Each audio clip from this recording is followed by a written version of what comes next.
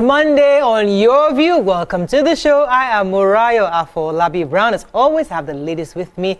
Damilala in the building. How you doing? I'm fine. I'm doing well. It was a good weekend. Well, I was here on Saturday, and from here I went to check a property around Orchid. It was very far. In my head, I'm like, the people who live here, they really try. You're going and you coming. are coming from other side of town. I was coming from here actually. I left from VI. And it still looks far from here. It's far, oh my dear. Google Map gave me 45 minutes from here to there. I'm like, why? Just after Chevron now, to the right. Yes, to the right, around that conservation area. There was traffic going and coming. And it's like, our lifespan. No wonder it's reducing per day. Don't do market. But anyway. There's no selling markets. No. There's also traffic on the mainland now. And this one that they've closed one part. I had to wake up very early to do. Yeah, going is not the problem. It's coming back. Like when you're going back now, it's the problem.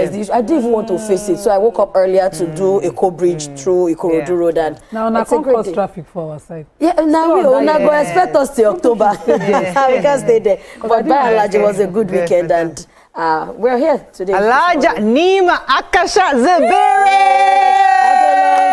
Everybody has been looking for you. Where is Alaja? As I don't go make us, make I go and rest somewhere. I took a break. I needed. I see breaks are so important. Yeah. But today is my mentor's birthday. Saturday was my mentor's birthday. I missed it, and so I want to say happy birthday to Babatunde Rajifashola, the former governor of Lagos. And there was somebody. Hey, I met people from the Seed Council of Nigeria, brilliant young Nigerians, and my eyes just opened. To the potential that we have. We underestimate our potential. Well articulated young Nigerians doing amazing things, and I want to shout out to them. I hope they are watching. About Komi, Bello, Nerudin, Sedu Ahmed, Toby Michael, Anu. I call her Queen of Flights. I hope they're all watching. Thank you for being such great company and such representation of. Fantastic. Good to have you back. Welcome back. So just in case just to give you a heads up. Minister Wike has taken the papers for the past 2 weeks. We are reporting him to you. Seen that already. Everywhere. Rude awakening. Everywhere. I'm game on this matter. I know. And with the matter, don't worry, we hear your views. Chika Okeke. Chika is swapping duty with Nima, looking like a lawyer. Yeah. That's right. Looking for you today. Really? Let me walk in my predecessor's steps. I love your earrings. Thank you so much. You have to plug me in. I'll plug you in. I might not buy it. I would just like to admire it. I might not wear it, but I just love the fact that you wear it. It's not my style, but I think I just love it on you. Very my personality. Yeah. How you doing? Yeah, I had a great weekend. 3 days of lovely spiritual conventions. Jehovah's Witnesses all around the world are having their pure worship convention this year, and so I had mine. Very spiritually uplifting. How is the convention? So it's like more than 6 hours, but breaks in between of enriching spiritual discussions and conversations that stem from the Bible, of course. But this convention was centered around the lives and times of Jesus Christ, how he fulfilled his ministry, the zeal that he had for God's house, and so much that we can learn when we emulate him in really, living our lives in a way that pleases God. So it was truly... So for us outside, looking out, we don't really understand Jehovah's Witnesses. So now that you're on set, you need to be educating us. I take the chance. Giving us nuggets. I know you do it on pidgin, but now that you come on English, you need to be educating us because there's a lot of preconceived notions, misconceptions also. So it's important that are loving people, we're known all around the world for our love. Absolutely. Very welcoming. They're very open-minded. We try to live by Bible standards. We try. We're not Christ-like. Yes, but in all things we try to be like Christ. I think so because I met a couple. I was with some of them. I mean, I was just amazed. We're amazing people. They're like good people. Let me start controversy. So you see those Pentecostal Christians and Jehovah's Witnesses. I will run after Jehovah's Witnesses 100 times. 100 times. So you used to come to the house and we'll talk and we'll talk. I am Pentecostal with my full chest. Now they call now my full chest. Leave that one, please. You see those Jehovah's Witnesses, open-minded. Yes, we're lovely people. I was really interested. They're a really nice couple. I really enjoyed it. Maybe I'll have some Bible studies with you. I am all right. Don't convert me. Why is it that when we see them with people, that is all we can take on this segment. When we come back, we'll look at the front pages of the paper. Stay with us. We'll be right back.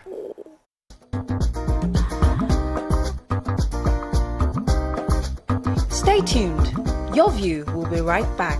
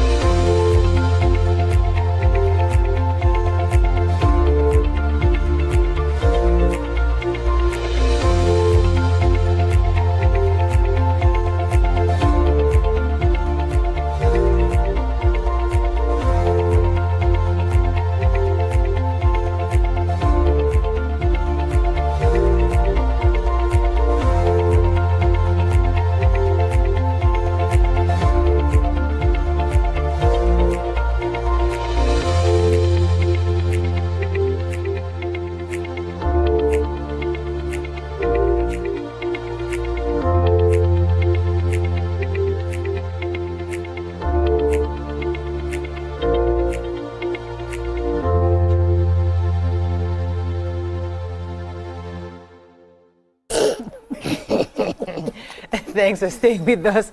We're going to start with Wike's papers. The Nation. I do apologize.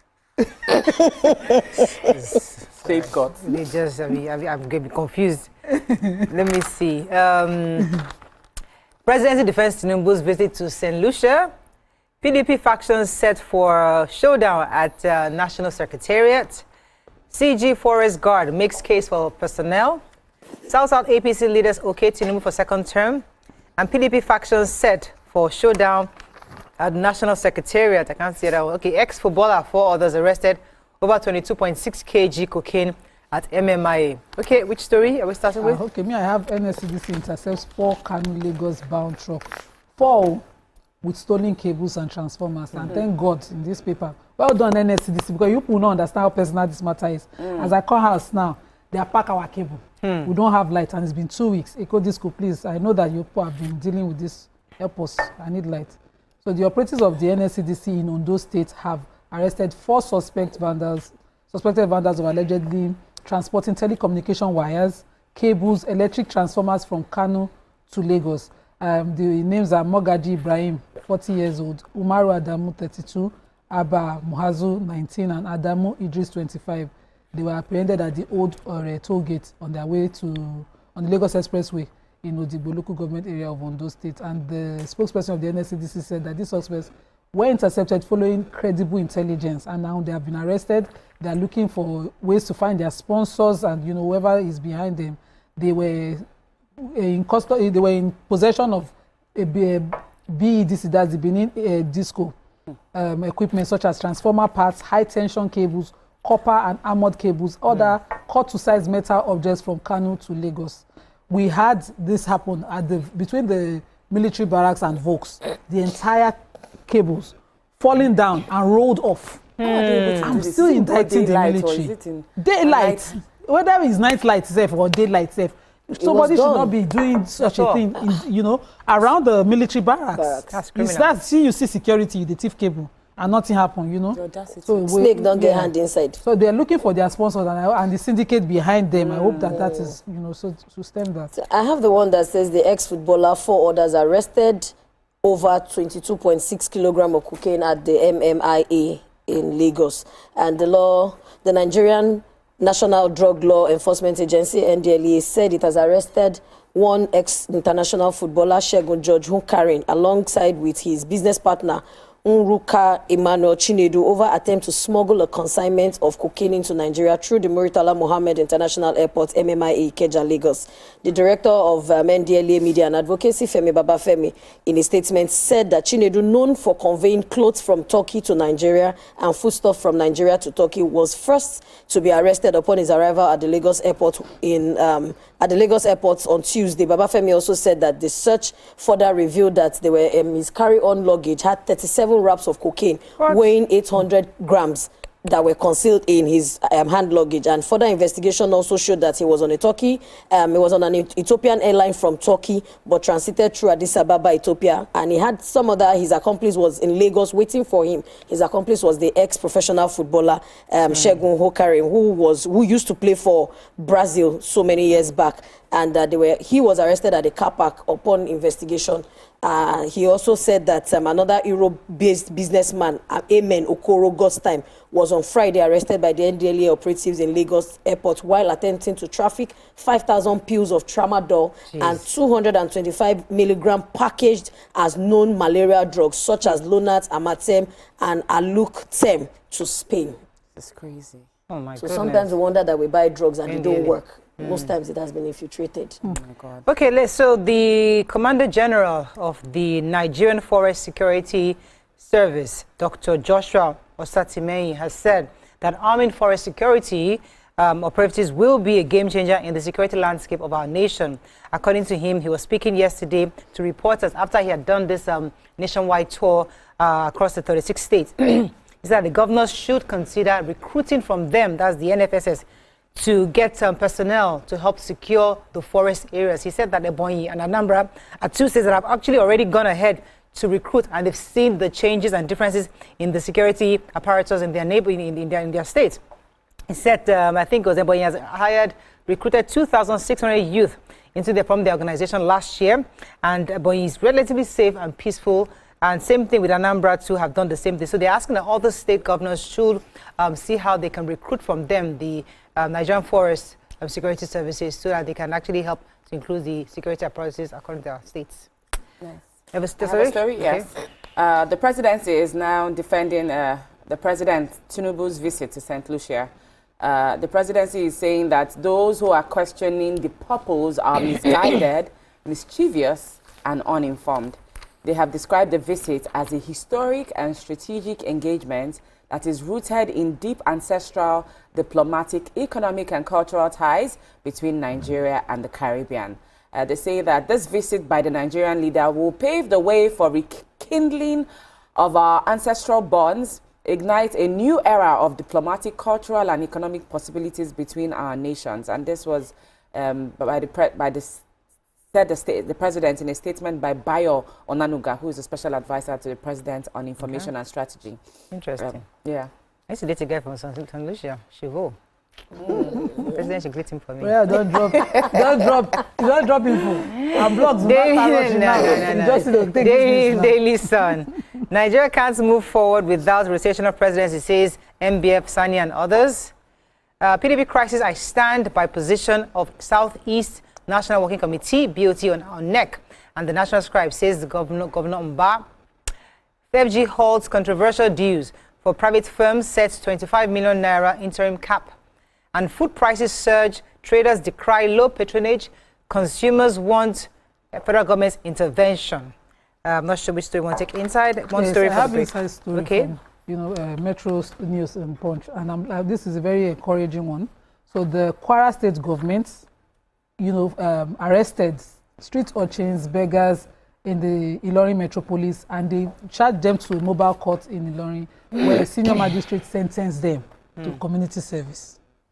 You know that these people don't want to accept because of the sensitive nature of beggars that they sort of allow them corrupt the environment, and most of them are career beggars. They don't want an alternative, no matter what you do. In Ilorin, yes, in Ilorin. I know them. If you pull them, like this in Ilorin, if they beg you and you don't give them, they will insult you. If they will be coming with their full hands and legs complete in the morning. One time I was in Ilorin in the hotel, and I looked out, and they were walking down and arranging the kids like this, putting the plates. They are career beggars. So the commissioner for the Ministry of Social Development was in charge of this. Her name is Ajia Mariam Nana Fatima Imam. And she said she's leading this enforcement team in evacuating beggars and street urchins from the streets of Ilorin. 28 women, 17 men, 21 children were all arrested by the ministry, taken to the magistrate, the mobile court, and they were tried for their various offenses and sentenced to community service punishment such as cleaning, hoeing, public places for certain periods, and 5 of them were sentenced to 1 month imprisonment at the Federal Correctional Facility. It's important to find who the real beggar is. Yes. I hope Lagos will copy this, Okay, let's go on a very short break. When we come back, we continue with our review. Stay with us. We'll be right back.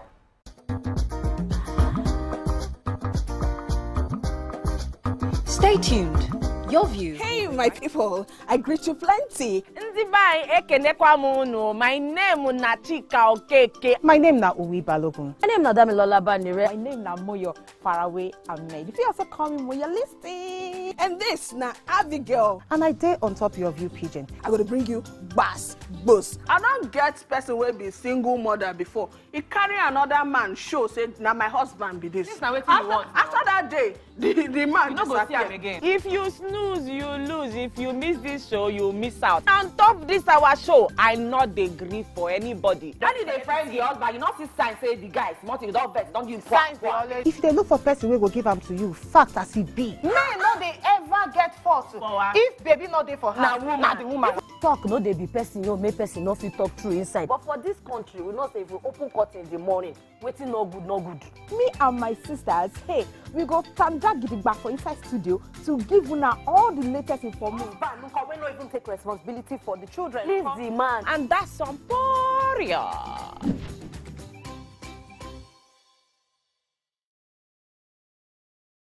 I'm Miriam Lunge. I'm a passionate environment advocate and a published author. I am the founder of Celebration, a businesswoman, and a fashion icon. I am a wealth coach and a real estate developer. I am Amako Arakwe. I'm a corporate commercial lawyer and an entrepreneur. Barkamu da warhaka. I am Ramatu Shehu Oyibo, an entrepreneur and a business coach. I am the voice of an average Muslim woman, an hijabite, and a lawyer. I am a polymath and a serial entrepreneur. I am Murayo Afolabi Brown, Managing Director, TVC Entertainment. I'm a media consultant, producer, and broadcaster. The ladies of Your View are made of women from different professions, tribes, cultures, and religion. Join us every Monday to Friday as we share our views on topical and social issues. Brand new studio, brand new set, a new face, but still your favorite breakfast show, Wake Up Nigeria. It's a fresh new energy, new vibe. You smell that? Now that's the smell of tasty, tantalizing food from our various chefs.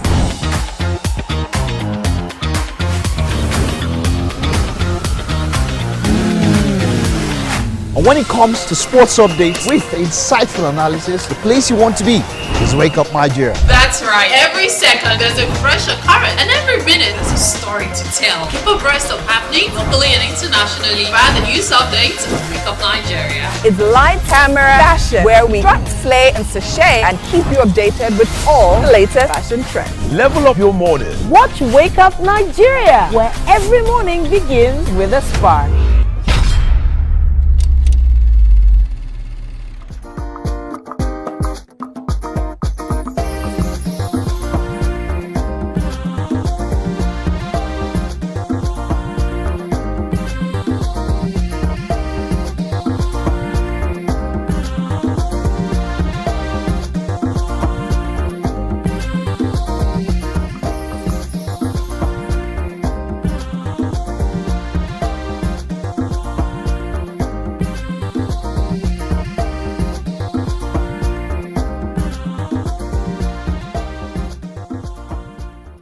Thanks for staying with us. We're still reviewing Daily Sun. And next story? I have this one on food prices surging as traders are now decrying low patronage and consumers want federal government intervention. So many consumers are now expressing frustration and agony as prices of various food items have spiked in different markets in the Federal Capital Territory and environs.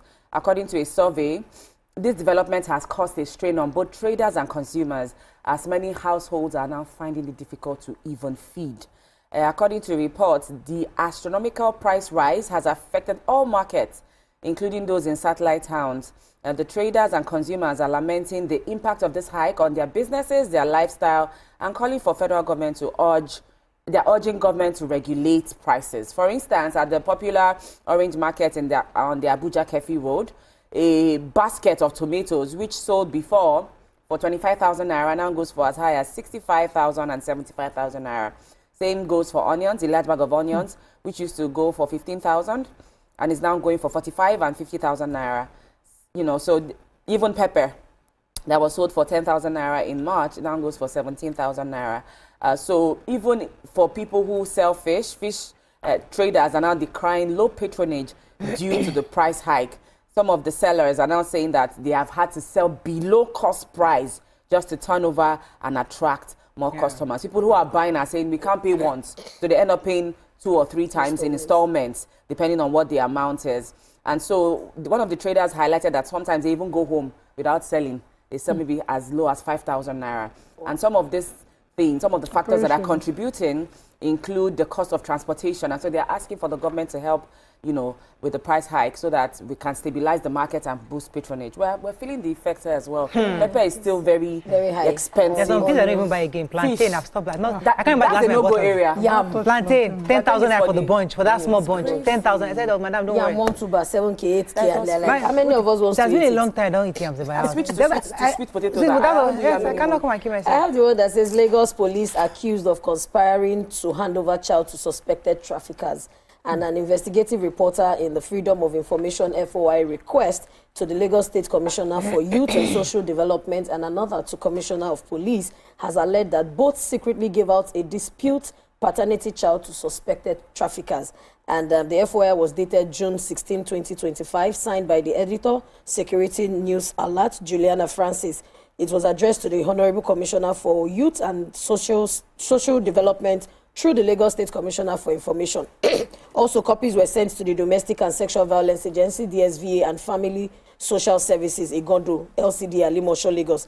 And this FOI request to Lagos State Honorable Commissioner for Youth and Social Development reads, under the Freedom of Information Act 2011, we hereby apply for confirmation of allegations of human rights abuse perpetrated against a 10-year-old girl and shoddy investigations. The Security News Alert on an online information also dedicated the report to saying that the human rights violation in Nigeria. She said, over the past months, we have conducted an investigation focused on finding out who and those trafficked and then inflicted bodily harm on the minor, hoping to hold them accountable. And this FOI information, they said this is a case of child trafficking, child physical abuse, child labor, child deprivation of education, and child molestation. There was a story I had about the Middle Belt Forum. That there was actually a post by Senator Shehu Sani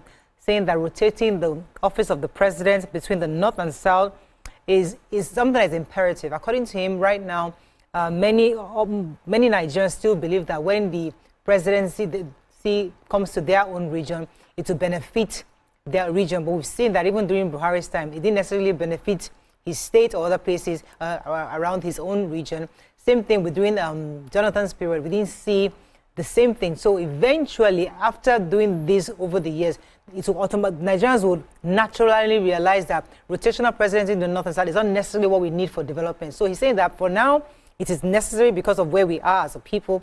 But going forward, eventually, it will naturally change where people realize that even if it's from my region, it doesn't mean that it's going to beneficiary to my region. So it will naturally change by itself. And I think the Middle Belt Forum also somewhat agreed with him that, but right now it's important that the North and South get the opportunity to the presidency for now, so just for the equity, the sake of equity and accountability.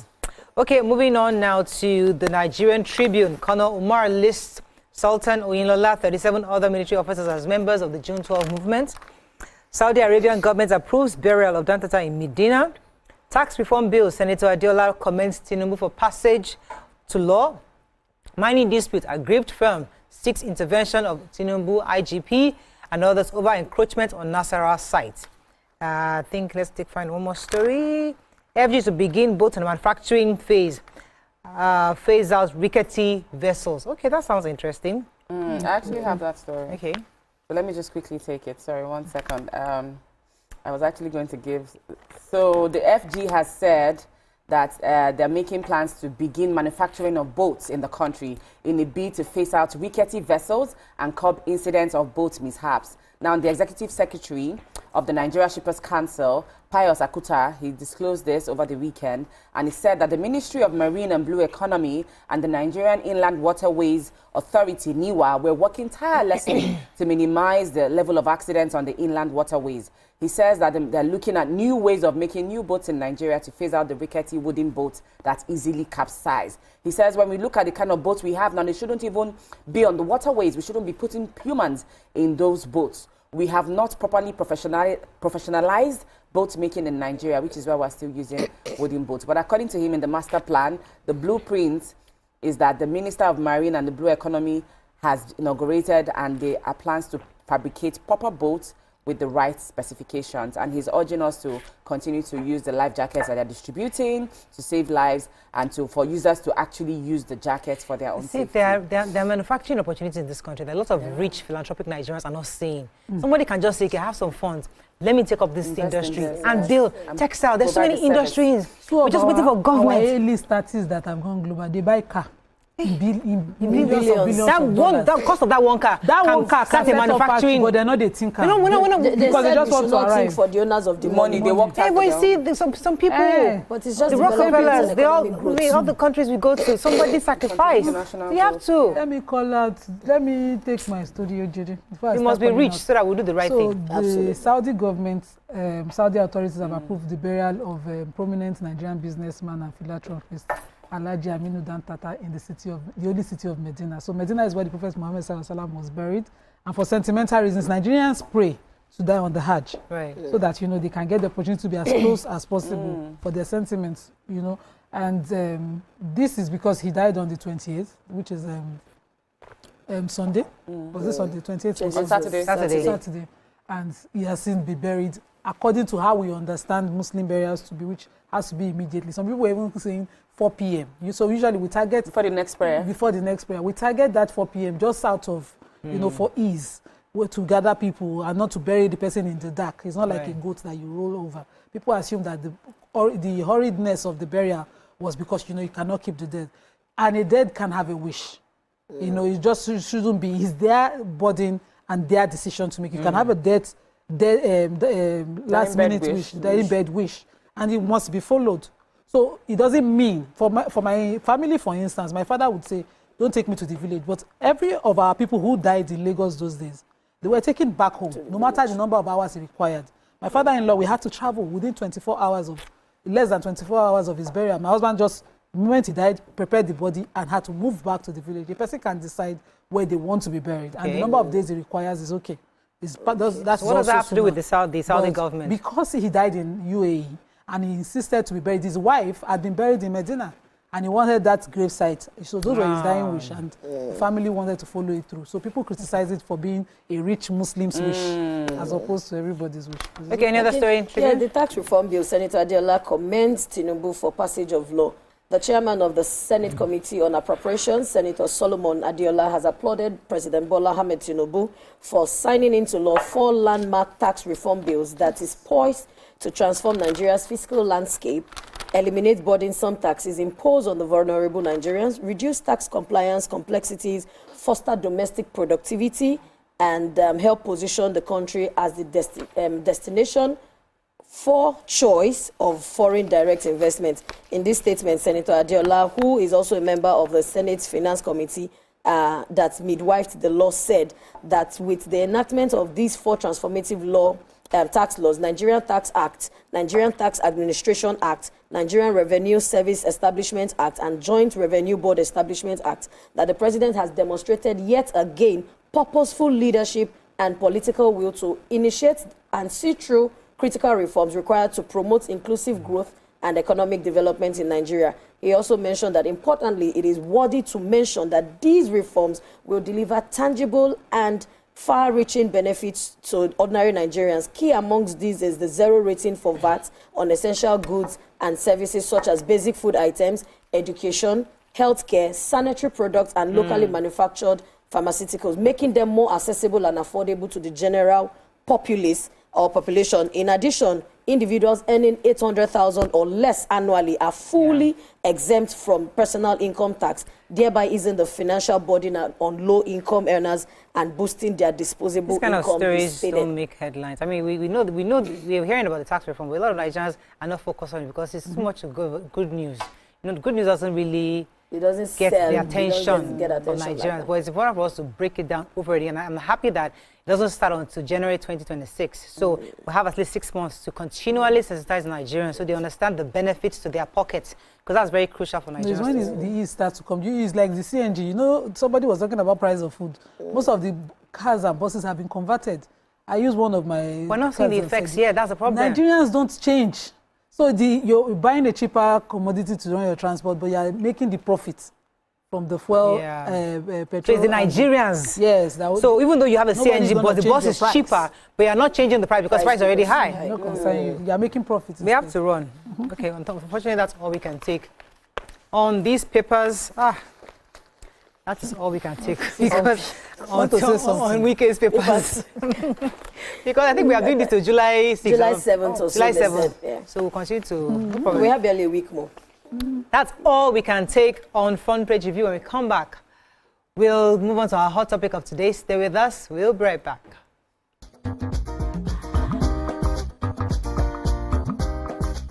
Stay tuned. Your View will be right back.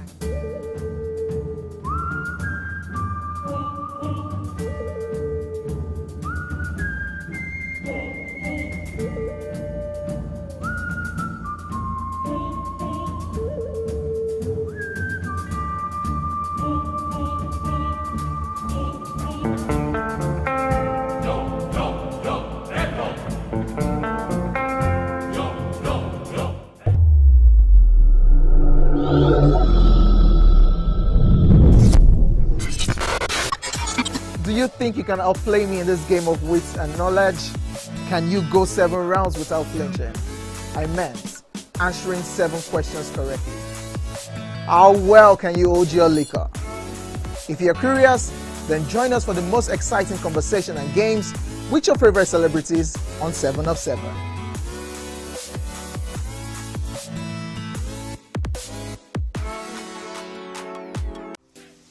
Welcome to Pure Entertainment.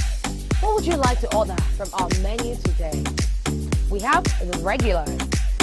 So let me go and look for my jam. My 280 was 320. I suppose don't be one better. At this point, I contest my jam. I want to close the show. I can go. I can. That's all we can take. Ejeki, close the show, you for that long. Ladies and gentlemen, number 1 unavailable by Davido featuring Musa Keys. We also have today's chef special. Yo, shine, shine, shine, shiny, yeah. Say recap done, and it's time for number 1 on the countdown. One of Nigeria's hottest artists right now, his name is Rema, and this one is called Charm. Kick it. Another.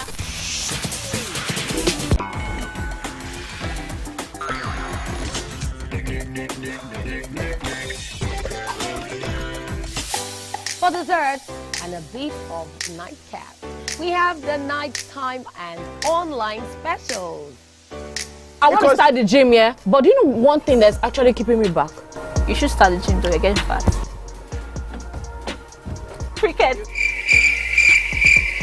She says she does pole dancing to empower women. What's the difference? There's a difference. That's what I'm saying. So pole dancer, you're already almost naked. You're already almost naked. No, it's the empowerment for me. Sex can make your relationship better. No. Sex can never be overrated. It is needed. Especially when it's good sex too. Almost every guy has been with somebody's girlfriend. But they are for all of us now. That's why you're still single. I would not agree or disagree with that because I don't want to get into trouble. I have a home to go to. Your next question. Oh, you ready to fail? Who is the better? You scissors. What is his name? That woman. Damn! Today we'll go here. Hey. Let's get talk now. And don't been able to satisfy your cravings, yeah? Stay tuned. Entertainment for Pure Entertainment.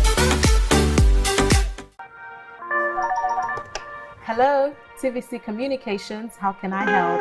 What makes TVC the right choice for my business? Excellent question, sir. Let me share some exciting facts with you. Start your day on TVC Entertainment with Wake Up Nigeria, a family and lifestyle show. Your view empowers women globally.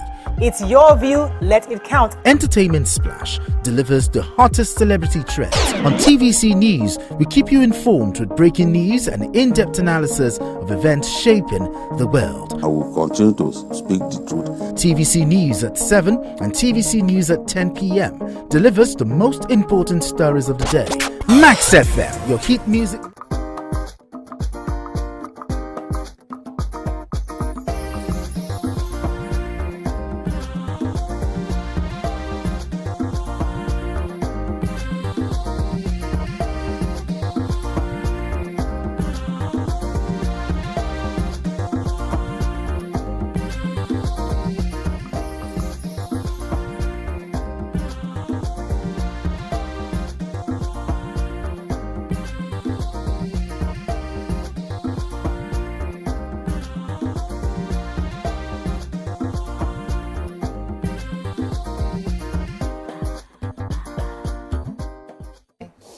The gist that is going on in this studio. It's not for Monday. Nima and Damila combination. This combination. Okay, let us go. So, thanks for staying with us. Now, that it appears the unending battle for supremacy between the suspended governor of Rivers State, Wike and Fubara, and his godfather, Minister Wike, is now over, as many of you already know. Social media has been flooded with quite a bit of footage of their affection, their camaraderie towards each other. So on this segment, we know lots of people discussed it last week, but when your view has not spoken about it, the conversation hasn't been heard, trust me. So we'll be discussing some of the ways from this their prolonged battle. Now that Nima is back, so this is her area of specialty. After their prolonged battle that they nearly brought the Rivers State to a standstill. To start, what are your thoughts on this their reconciliation, you know, how they've been just hugging each other and shaking each other, and they're thinking, they're almost looking like a couple, you know? What are your thoughts on this? And what are the lessons? Because it's not the first time that we're seeing issues between godfather and son. It happened in Lagos State with the president and BRF. We had so many of that. Obaseki and I think was it Oshomole. You know, we had so it's not the first time. So what lessons as Nigerians can we learn from all these godfather, godson relationship gone sour? You can call us on the numbers on the screen: 020-1635-2013, 090-241-63440. You can also send us messages on X and also on YouTube. We'll be happy to read your thoughts. Even very recently, although they told us there was no problem, the president and our governors there, they kept telling us, but they tell you there's a problem. Somehow, people inside that Jesus was saying, there is problem, it's brew, it's after a while, they now came to hug, and so everything has gone. So it's like, okay, what lessons have we learned? Let's start with the Fubara story. Nima, do you want the floor? We are still in the holiday mode. Have it. Give me. Yeah, we are. Well done. So, Governor Fubara, thank God that you have finally come to sense. Ha! Yes. Nimo. Yes. He has fans. Yes. So, me too, I'm a fans. You know, when that matter was brewing, I kept saying to him that the people he's listening to are his problem. There was a particular day we were doing, I was saying, it's the people that are around the governor saying, after you, now you, after you, it's you. When you reach a pact with someone, it's you. Between both of you that you know it. And there's this Sonia Ade's advice, that a song on advice, that my father used to remind us that no matter how many people are talking to you, talk to yourself. You don't pause your thinking. They don't the day that I was saying it on the show that they were saying Ijo caucus, and they were mentioning Asari Dokubo as the people that were advised. I say Asari will know. I was even saying to my husband that immediately you will see Asari's change if this thing blows out of proportion. And immediately he did it. About 2 days after I said it to him, husband, he did a video saying, who sent Fubara? And that was it. You are the person who became governor against all odds, and you knew what you had to become governor. Is it not to present budget? They say you should present it again. House of Assembly. You will know how the politics go. You play it how it is. Don't rely on people who tell you that. When he was saying that he will tell the youth when to strike, I kept wondering, who is advising this man? The people are telling him, don't grieve for him, don't grieve for him. How many of those people that don't want to grieve for him will be there when you actually don't grieve? Because this is not about River State people. It's about the politicians, and he knows how to do it. No, Nima, it's not about the politicians. It's about the people. How do we fix Nigeria? If we all keep saying, this is how they do it, present the budget as it is, and let's do it as they always do it. We're not going to fix this nation. We're talking the idea. These people that we are talking about, the Wike, the Fubara, all of the players, the Amefele, even all the 27 House Assembly members, this is their politics. This is not about their people. None of them remember their constituencies when they were doing this. The governor himself does not talk. He's not talking about his people. He spoke about his people, though. He because said when he's willing to make sacrifices for his he had even said that his body, I mean that the spirit left house, but house. the body did. That's the thing. So let's leave the ideal. The normal democracy we know, we would have loved to see, is not what we are seeing here, because it shouldn't be one man's call that the decision of a state that should be independent of him. Okay, let Chika come in here. But this is what we have seen. Chika, your thoughts? So they say that the storm is over. We understand the optics. We understand it. All of the theatrics. I mean, if you watch the videos, if you really study those videos where Fubara and Wike presented, you can tell, you can read all of the postulation and the somebody succumbs to something. You know, I think that Fubara even expressed the sentiments. He really expressed what he wanted to say by saying, you know, all of the bitterness. So there's still unresolved tension. But we understand that for you and I, this optics has played out. Is the storm really over? That is the question. How is governance going to proceed going forth in the state of Rivers? For Fubara, I would just say you already knew what it was from the get-go. You already knew what it was. You knew what time it was when all of that help and the canvassing and the support and the drums were being drummed, and you were dancing to it. So you must continue to dance. That's really what it is. But I just hope that at some point, because you see, beyond even the sphere of politics, you know, a man is a man. And I don't think that any man likes to be emasculated totally. And sometimes it feels like that's what's happening here. So it would be up to him. He's going to fight a very strong battle. It's up to him to say where his boundaries, you know, this is where I draw the line, to the point where it doesn't seem as though he has completely lost loyalty, because there's so many issues at play here. Yeah. You know, everything that he does, is he going to do in deference to external forces, which still somehow remain internal? So it's a slippery slope. And I hope that, I know that he's probably playing the long game too.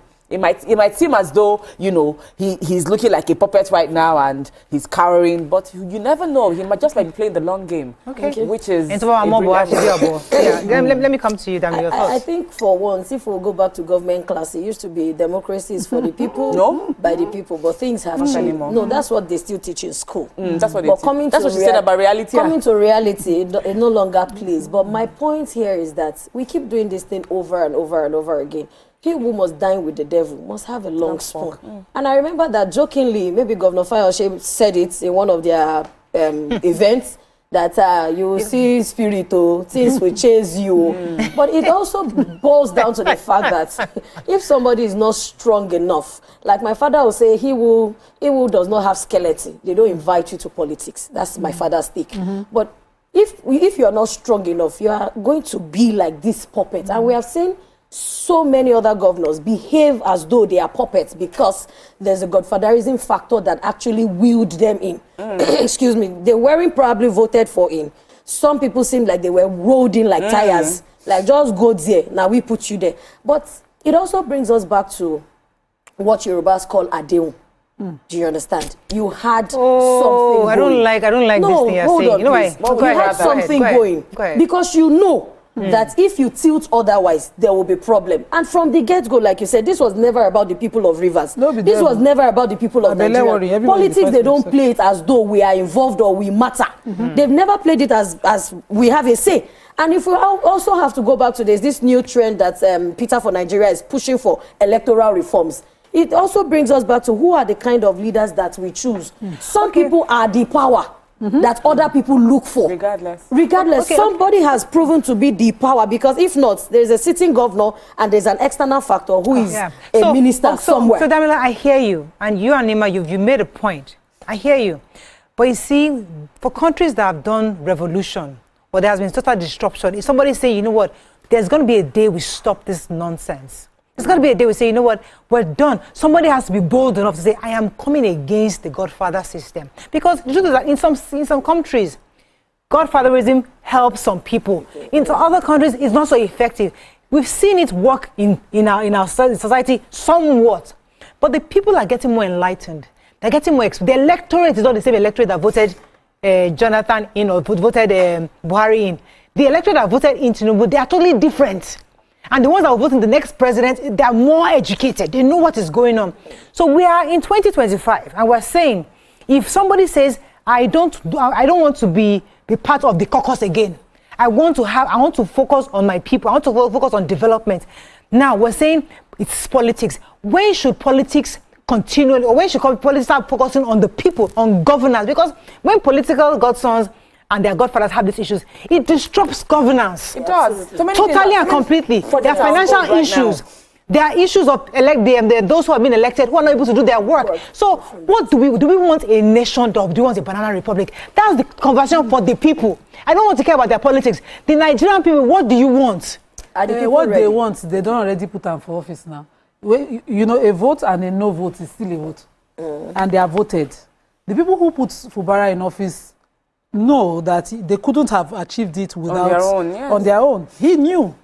Is it only his constituency? Even the constituency, was he able to deliver it on his own at the time? He needed support. See, Morel, everywhere in the world there's Godfather. Let's use the US politics that, you know, I was there over there and I heard that they have gone and bomb Iran. Who was president? This is not the person who campaigned on no external war, no intervention in other countries that led the team to bomb another country. That approved Israel to bomb the other country. Somebody is beating drum for him that go and do it now. He campaigned and assured Americans this will not happen again under his watch. He criticized the previous government for such interventions. Absolutely. But now he go to you too. So really, everybody is about one interest or the other. My point is, do not distract the interest. See, President Tinubu, to me, did a favor to Governor Fubara. That intervention is why there's no impeachment. Would have been in court, he will be discussing his impeachment. There will be another governor in office. But this weakens our democracy, Nima. Totally. So let us not then ask for democracy, because I've always said it. I've always said that the democracy in our country is different from democracy as we've learned it. Democracy itself is a defective form of government. We are now speaking the same language. They use. And he has his ways to check itself. He has his own measures to check itself. One of such measures is an impeachment. One of such measures is, having a backup in the speaker in case both of them are impeached or removal and put somebody else in office. Some of such measures are the things that politicians master to control office. If I, as your godfather, make sure that each local government, I deliver the constituencies and put you in office, and your head no one straight, I go ask the same people to call for your impeachment in the House of Assembly. And we're saying it then to the governor that don't forget that you don't own the machinery that put you in office. Somebody else owned it. If they say do this, go and do it and let us hear what. Okay, we'll unpack that a bit, but let's go on a very short break. When we come back, we continue this conversation. Stay with us. We'll be right back.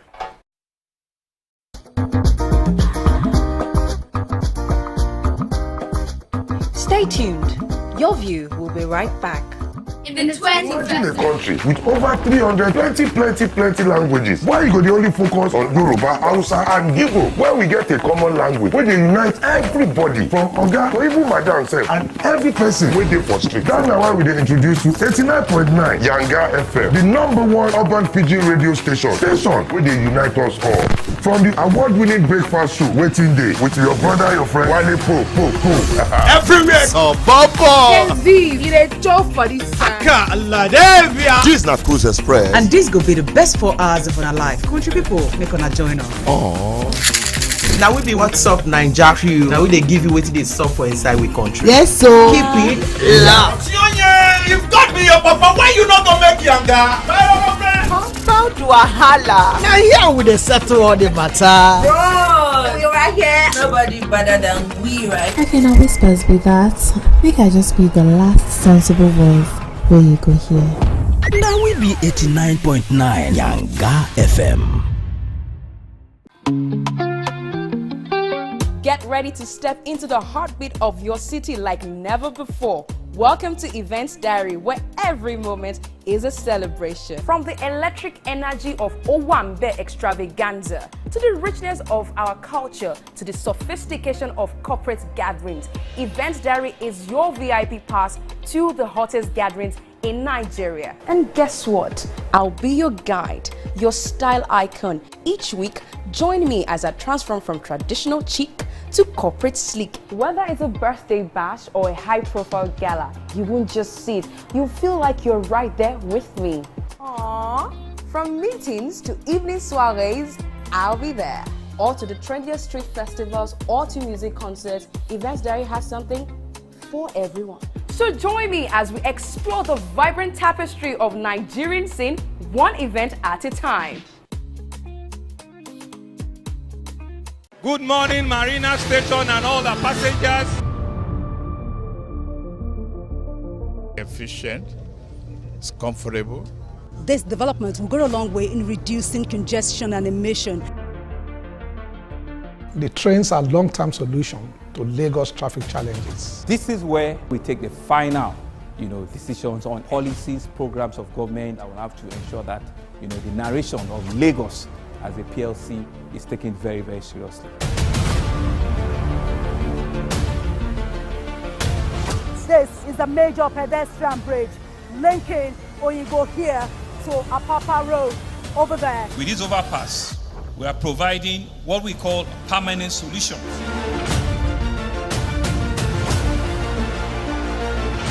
This place is one of the most dangerous areas at the biosecurity environment. This can go into the news and every crimes of your neighborhood. Our goal is to remain as Africa's model megacity, to move our GDP from the 5-6 position to the 3rd position, and we believe it's achievable with all the commitments we have. Explore the city of Lagos, where dreams are made and possibilities are endless. I'm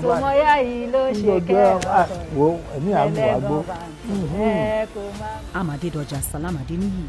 I live in Lagos, inside Lagos.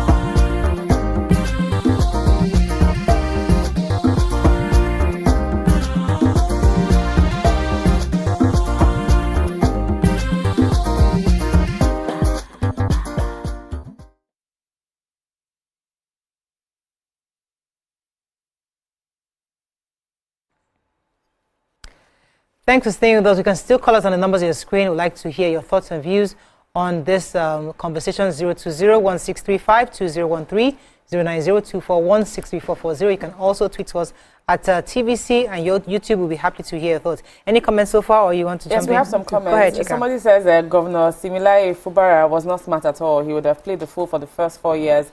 Then the next, he will enter the town fully and show himself. He was too quick and people deceived him.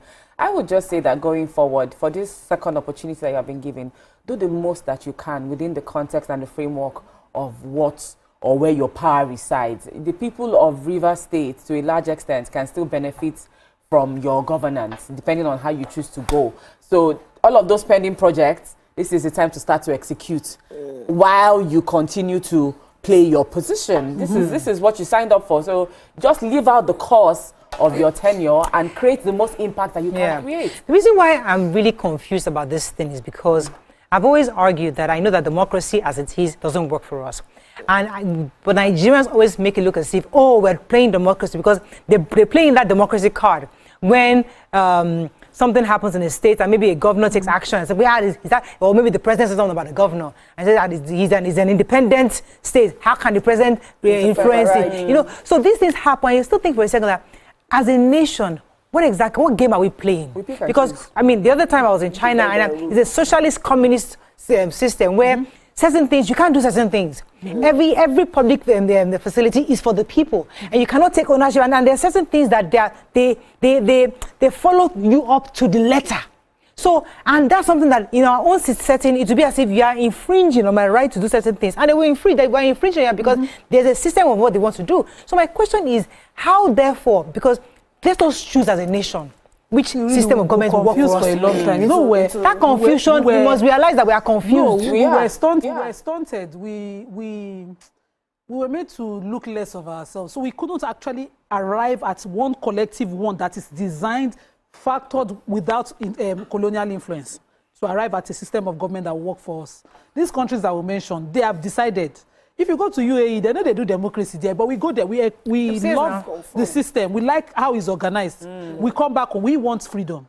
We want democracy. Anyhow things. And the democracy we use, we say, no, it's not the same democracy they have in Britain. It's not parliamentarian, it's presidential. The free for all, we like it. So we really have a confusion as to where we are. That's why I say democracy as a government, as a system of government, is a very defective system, unlike what we thought.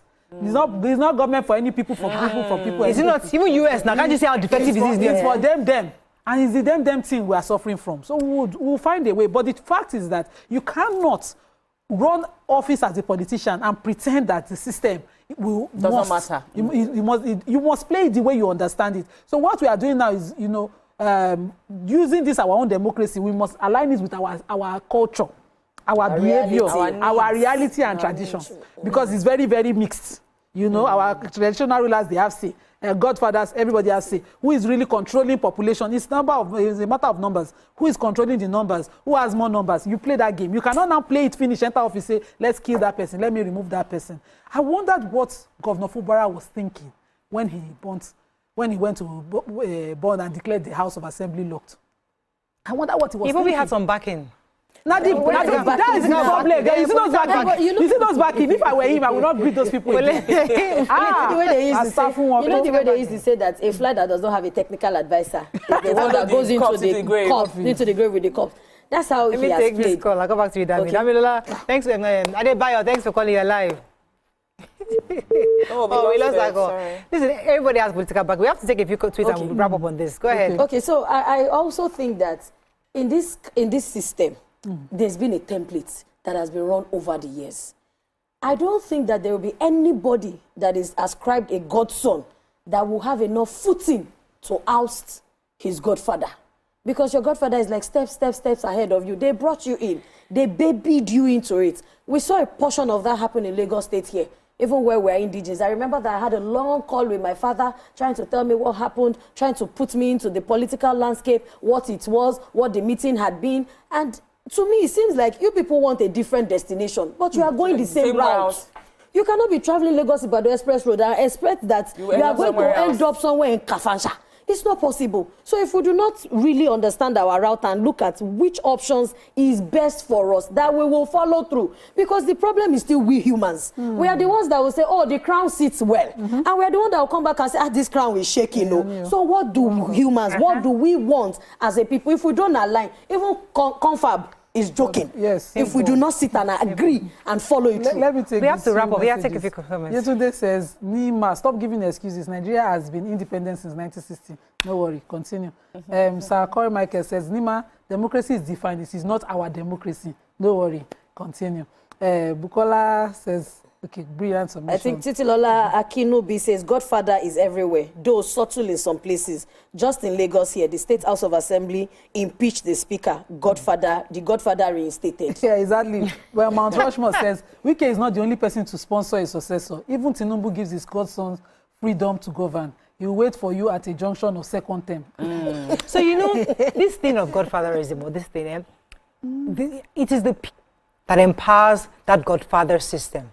Because imagine if the people of River State stood firmly behind Fubara, for example. Because the truth is that, you see, when you look back and you don't see anybody, that's why you have to go back to the place that you go back to your where you're coming from. Because the impact of the power that the people truly have. Yes. In their numbers. If 100% of River State people, regular people, where we feel. So what impact does that truly have when it comes down to it? You don't think democracy gives them that power. Because the real democracy in its sense gives them that power. Because the other day they wanted to remove Natasha. They were looking for numbers all over the place. They didn't find the numbers. Natasha have a number. In her constituency, she have a number. It's Natasha that have a number. They didn't roll her she don't have a number. You know, when I borrow Morayo's number to run for office, it's different. In River State, hold on. In River State, people have forgotten how difficult it is to have their elections.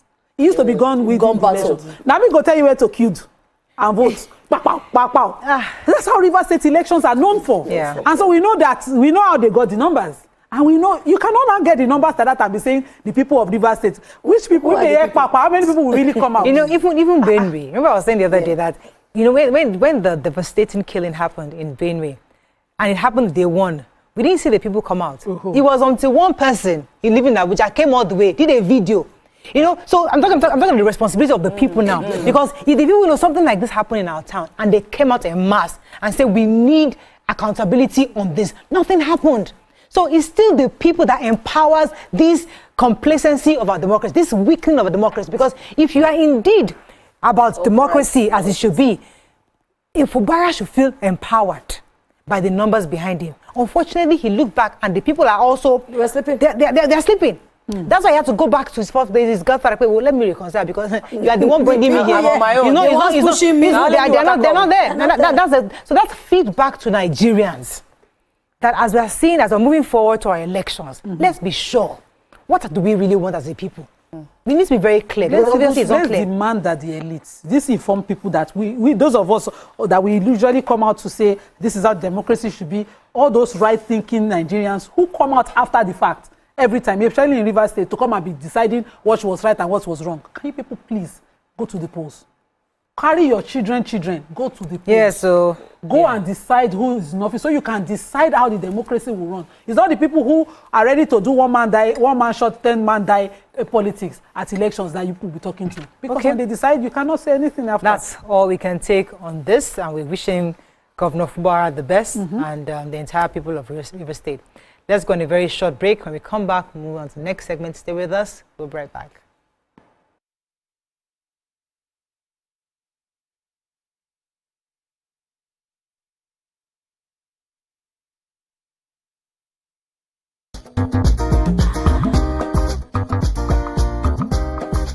Stay tuned. Your view will be right back. Hey, my people, I greet you plenty. My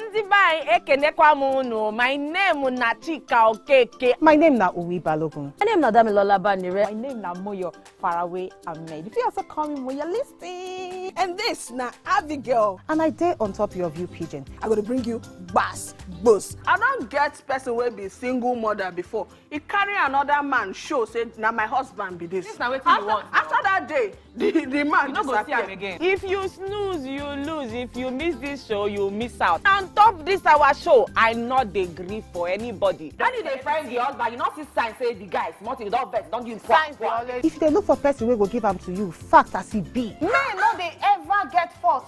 If baby no dey for her, na the woman. Talk no dey be person yo, make person no fit talk true inside. But for this country, we know say if we open curtain in the morning, wetin no good, no good. Me and my sisters, hey, we go tanda gidigba for inside studio to give una all the latest information. Banuka, we no even take responsibility for the children. Leave the man. And that's some poria.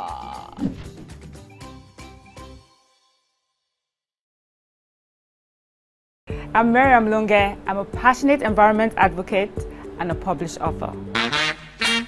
I am the founder of Celebration, a businesswoman, and a fashion icon. I am a wealth coach and a real estate developer. I am Amako Arakwe. I'm a corporate commercial lawyer and an entrepreneur. Barkamu da warhaka. I am Ramatu Shehu Oyibo, an entrepreneur and a business coach. I am the voice of an average Muslim woman, an hijabite, and a lawyer. I am a polymath and a serial entrepreneur. I am Murayo Afolabi Brown, Managing Director, TVC Entertainment.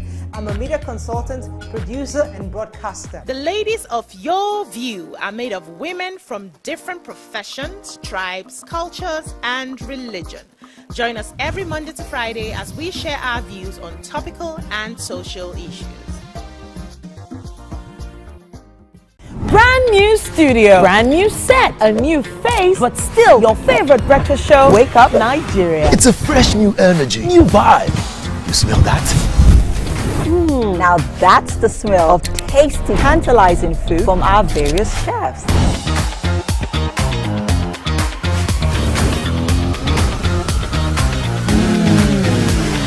And when it comes to sports updates with insightful analysis, the place you want to be is Wake Up Nigeria. That's right. Every second there's a fresh occurrence, and every minute there's a story to tell. Keep abreast of happening locally and internationally via the news updates of Wake Up Nigeria. It's light, camera, fashion, where we strut, slay, and sashay, and keep you updated with all the latest fashion trends. Level up your morning. Watch Wake Up Nigeria, where every morning begins with a spark.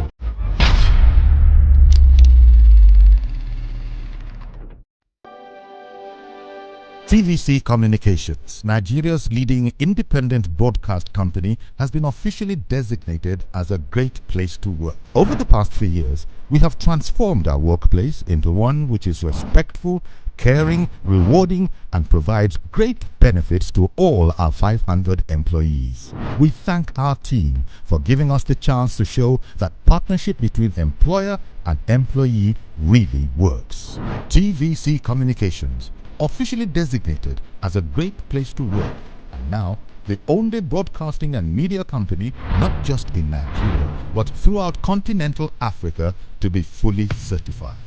TVC Communications, a great Nigerian company, a great Nigerian place to work.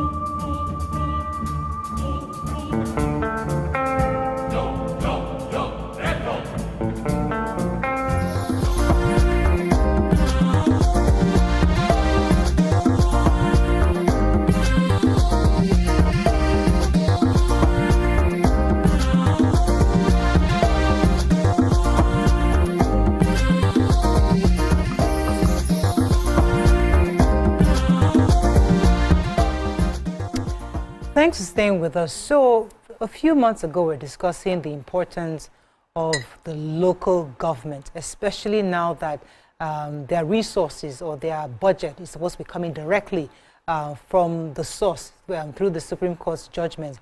And in the coming weeks and in the coming days, we'll be having the local government elections very soon. And one of the important things is to help Nigerians understand the importance, because they are the closest to the people. And if Nigerians begin to hold them accountable for the work they're expected to do, hopefully issues like drainages, clearing of the roads, fixing roads, making sure that there's smooth traffic in the local governments would ease. So today, our guest is the incumbent chairman of Oshodi local government, and he has been making waves in his domain, and has focused a bit on youth empowerment, infrastructure development, and has done quite a few. Today, he's asking for a re-election in the next coming elections. I will be discussing with him why exactly should we vote for you, especially because Nigerians are still demanding good governance from top to bottom. Welcome with us, Otumba Kehinde Adeola Oloyede Almaroof. Welcome to the show. Good morning. Good morning, sir. Good to have you on the show. Thank you so much. Thanks for having me. This is not so. I mean, the elections are coming up, and recently Nigerians have been encouraged to be able to hold local government chairman accountable, because a lot of you are going to be getting money. I don't know how much what your budget is now, but before we even go to the future, let's start with what did you even do in this previous few years where you've held the helms of affairs. What exactly have you done, and why do people should even consider bringing you back? Thank you so much. Thank you for having me once again. I think in the last 4 years, let me say my set has been, given enough financial capability by the federal government because of the increase in FAC allocations. So let me thank Mr. President for that. And in the last 4 years, concerning road, we declared emergency on road. We have done about 63 roads, which is unprecedented in the history of Oshodi local government. We have provided like 65 boreholes. We have constructed new buildings, which are school buildings. We changed the narrative from old designs and all that to 2-3-story buildings that befit a school I can send my son or daughter. Then we have empowered over 10,000 youths through the UNDP programs. We do partner with private organizations too. And we have free school ride for our kids. And with all this and many more, it's because of the increase in FAC allocations. And like you rightly said, by the time the autonomy come in full effect, I believe we are going to quadruple what we have done this time. So with all these things, I believe the people out there, they are waiting for us, they are rooting for us, and we have made ourselves an asset to the party and to the nation, not a liability. So you'll be seeing increased votes from Oshodi local government without any vote apathy. So, okay. Go on. Okay. One of the biggest issues that many Nigerians have, which fosters a spirit of distrust in the minds of many, is accountability. Yeah. So to what extent would you say, or how would you say that you have demonstrated or ensured accountability in resource management as well as project execution during your term? Yeah, before we do anything, it has to go through the ESCO. We discuss it with the ESCO. The threshold of 35 million has to go through the His Excellency Governor Babajide Sanwo-Olu, which has been marvelous too. He always gives Oshodi accelerated approvals, and there are bodies from the state that come in to do all these checks. Even our legislative arm of government, they do oversight, and intermittently we do go to the State Assembly to check our books, and we have external auditors and all that. So I'll say we're on the right track in Lagos State, and there are checks and balances. So we've been upright in dealing with our funds in Oshodi local government and Lagos as a whole. Okay, so I would talk from what I see. So whenever I drive around Oshodi, I see roads, I see work. But I always wonder how the primary healthcare centers work for the people, because we still have some of these prevalent problems of free drug. It is declared that each primary healthcare center, but you see people who go in and come out complained that they had to pay for drugs. Oshodi Solo, roads and infrastructure, especially particularly roads, is not something I would criticize you for. But I would ask, I would like you to, to explain how you run the primary healthcare centers. Okay. Also, there's supposed to be independence of each local government now and financial autonomy for each local government. And you just mentioned the governor's input on the 35 million. Anything above 35 million. So I'm wondering, are you people truly as independent as the Supreme Court has guaranteed for you? Or you are like your people, you don't want it? Because those ones, they say they hand over their own. No, basically, if you look at Lagos, I think there's autonomy to some extent. And it's for checks and balances. But if the full autonomy come in place, and I believe if we see things that we need to do, we don't need to go through the state governor. That can be done in no time, like speed. You have to wait for like 2-3 months sometimes to get your approvals, and you have the timeline of 4 years, to execute this project. So if you have a proposal, it has to have a timeline. Let's say max 3 weeks, then the contractors can move to site. But with the autonomy, we believe things can get better. And so it's not in effect yet in Lagos, 100%? What does that mean? I won't say it's 100% in effect when it comes to, taking approvals and all that. Okay. But monetarily, financially, we do get our, So the healthcare center should... So about the healthcare center, we have, we provide money monthly to the health care, to the PSCs that we have in Oshodi. And people can come in and, have drugs, even staffs, people outside there. If you can, send in somebody to one of our PSCs. But I won't say it is perfect, but there are rooms for, improvement. When I came in, the state of the, PSCs, I don't like. So we have decided that, okay, we are going to take it one by one. We renovated like 2, and we started the construction of another one, which is Ogulano Health Center. It's going to be like 3-story building, and it's going to have lift and all that, and it's going to have, a child care center, whereby... Sorry to interrupt you, sir. You see, most of these healthcare centers, I like that we will need to upgrade them, infrastructure-wise, make them more beautiful, more appealing, because public general hospitals in some other places, you don't even know that, you think they're privately owned. Yeah. But within the system we already have, there's a problem. There's massive corruption within our primary healthcare centers and general hospitals as we speak, particularly from drugs to things that patients have to pay for or buy. What are you doing to check them? That's for me, the most important is to make sure that if you say a drug is free, the pharmacist in the hospital will not tell them it's not available and then direct them to a shop down 3 buildings away from there to go and buy it. I don't know. Let me talk about Oshodi as a case study. Things like that, we do check them. Sometimes I do tell people, you are sick, go to the PSC. So how many doctors have you punished? Which of your personnel have you had to serve? I've not even had a case whereby they go there and they tell me, because they know I'm very strict and I'm always on the road, I check people every time. I don't just, give out assignments and leave it like that.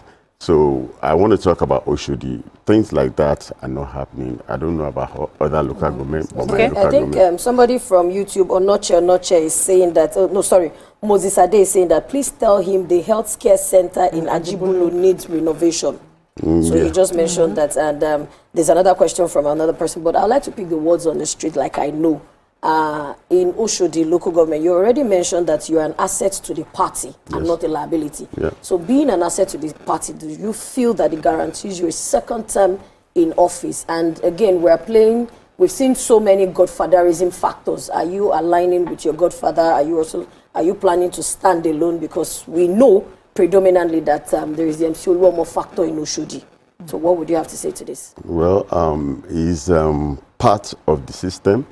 The person of MC Oluomo is a stakeholder, and in politics, you invite people, the more the merrier. So independently, I think we have won the hearts of people on the street. Elections in the past, when we do campaigns and all that, it is abuse here and there. But now they tell us you don't need to campaign. You don't need to campaign. Just tell us the date. We are here for you. It is as a result of the increase in allocation from the federal government.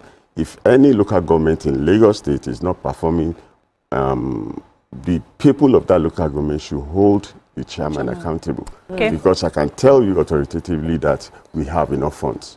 Okay, let me go on a very short break. When we come back, we continue this conversation. Stay with us. We'll be right back.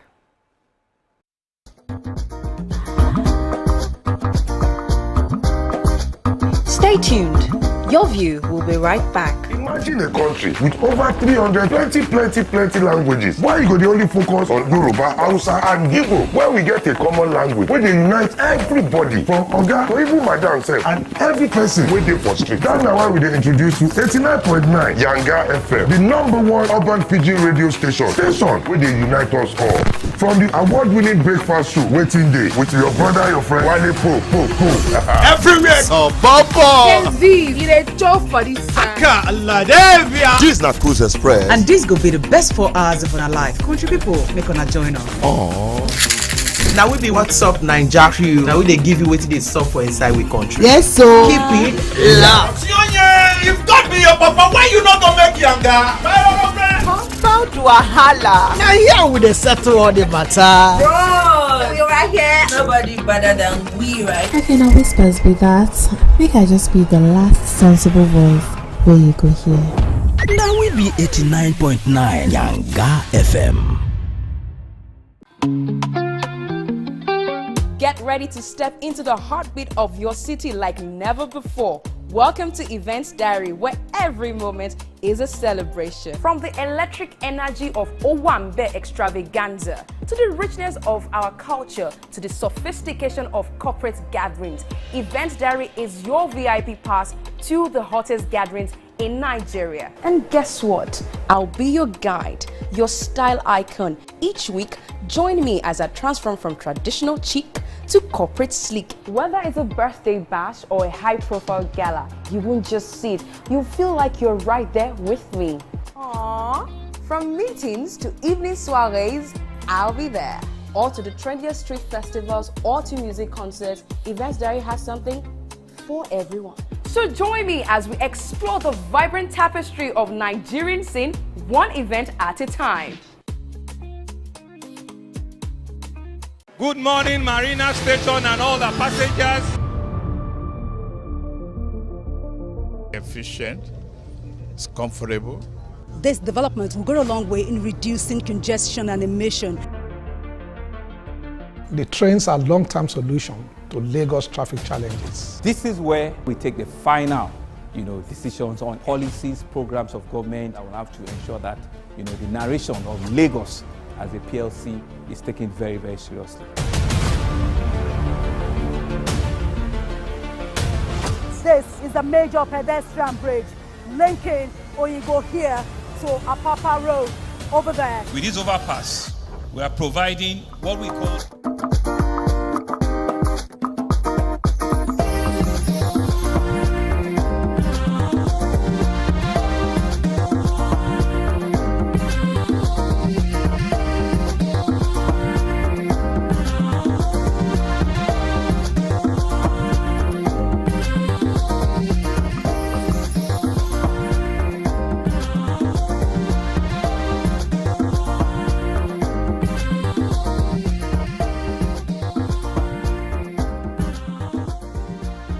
Thanks for staying with us. We still have our guest with us, Mr. Kehinde Adeola Amaruf.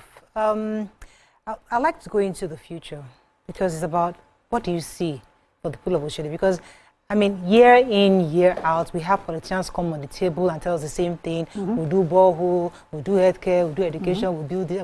And we are sick and tired of the same old rhetoric. We just want somebody who can paint a picture for us. Somebody who says, okay, this is what I see in Oshodi. I see this, I see maybe the 10 hospitals here, I see training. Just something that a young person can listen to and say, okay, this person is a leader. This person has ideas. This person wants to build 10 apartments, 20 floors. I don't know, something that just gives us an idea that what you're thinking for the future.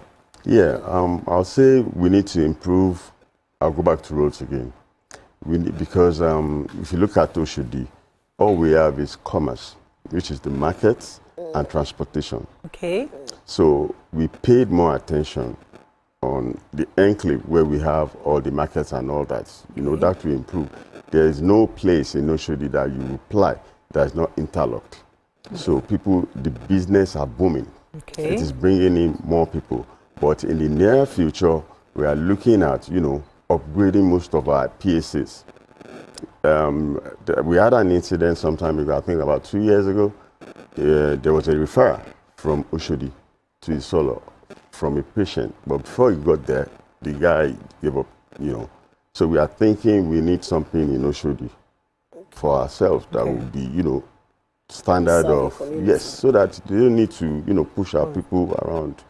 So, all right, so one of your people, one of your people is particularly asking that when is Bissam Road linking to the airport, when is it going to be open? When okay, that's the road I was telling you of. During the break.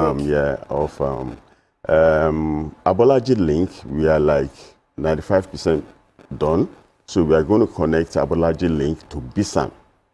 So in the nearest future, people in Oshodi won't have to pay tolls, because I do pay tolls, and I'm like, yes, I do pay tolls as the chairman, and I'm like, you can't be collecting 500 from, you know, if I can pay 500, people that can't afford that. If you take your child to school, maybe it's in Ikeja or Ajawa State, you pay 500. So we are going to link that road up to Ajibulu. So even if you are going to Ajawa State, you just bust out at Ajibulu, then turn back under the bridge. So those are the things we are doing. Okay, if I come to you, Chika, I have Banjoko from Oshodi. Thanks for calling. You're live. Good morning. Good morning, sir. Yeah, I would like to commend the moderator for inviting our local government chairman. It's a very good gesture. Yeah, we need to commend our chairman. He's performing wonderfully well. It touches every aspect of the 4 cardinal points being given us by Chief Obafemi Awolowo, which is health, education, road, and food. In fact, we, the masses in Oshodi, we are very pleased with his government, and we need to commend him. Kudos to him. But where's the but? I thought it was good. I thought it was a bus coming. They called the Ogbansa, but they must have paid you to call the politician. It sounds like a politician. What represents? This is a beggy. If that one. My question borders on continuity and sustainability. Because just to highlight, somebody on the comments also said, oh, that some of the school buses only worked for a month. But beyond this, it's not just about having, you know, laudable projects and good ideas that you have implemented now, but what sustainable measures have you put in place such that whether or not you even come into power, that these projects, these ideas are sustainable for the foreseeable future? What mechanisms have you put in place to ensure continuity? We created a body after the construction of road and all that, that's like a maintenance body. And we remove like 2% every month out of our allocation and IGR into a coffer, so that even if you build this TVC house, tomorrow, next year, there will be defects. So you need to, you know, improve and maintain the road. So there are, you know, groups like that, bodies like that we have put together. And talking about the future, I always think about that too, that what I've started when I'm out of office, would they be continued and that? But we leave that to God. I have a final caller, Oluwaseun from Oshodi. Thanks for calling. You're live. I hope it's not one of his people. Hello. It's actually my first time getting to. Welcome to the show. Yeah, I just want to commend the strength and the administration of our boss, Otumba Oloyedeke in the Agbo. We live in Oshodi Axis, in Shogule Axis, so it is no more news to us. What we are hearing now is something we are aware of before. He's a very good man, his tenacity, everything. The work, we are seeing it, especially the road. Even to the one you have done in Shogule, Olori Street, everything, we are seeing it. So God bless you, and we hope in God's strength that this election is. Thank you, Mr. Oluwaseun. It's okay. You don't do we have any criticism? Yes, somebody says is choked. Oh, no, of course it is. It's a highly populated local government. That person does not know Ali. Somebody wants to. Please, I want to ask. It's shocking that is so choked. Okay. Which is like kind of settlement. Very settlement. Somebody is saying that you should please tell us your primary and secondary school. Yeah, I went to Methodist Primary School, and I went to Ikene. You know, in politics, I read something, I think about 2 weeks ago, about Ashwaju on age and all that, and in the past about, well, if you are doing the needful, you are doing the right thing. People that know that you have, gone away from the norms, changed the narratives, they would like to pull you down and all that. So we are focused on the future and on the goal ahead. So we are not distracted by all those things. Quickly. So since they are recommended, I can't read without them. A lot of praises for you on YouTube. So let's just find the ones that we need balance on. Akinyemi Shuaib says, well done on the healthcare centers, but that there's need for more doctors.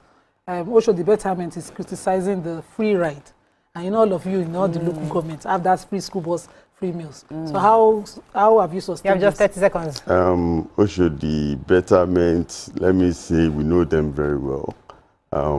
They are a political body. When you defeat somebody at the primaries with 25-0, there's need for them. They are still paying. The bus is working. It is working. I can invite you to Oshodi and see all these things. I will come on my own. And those guys are still part of unannounced. They are still Nigerians, and they also need governance. So regardless after you have defeated them, you still have to. Yeah, we bring them on board. Let them bring them on board and share ideas, not politics or pull them down. That is all we can take on this segment. We wish you the best and your elections. Thank you. That is all we can take on this segment. When we come back, move on to another segment. Stay with us. We'll be right back.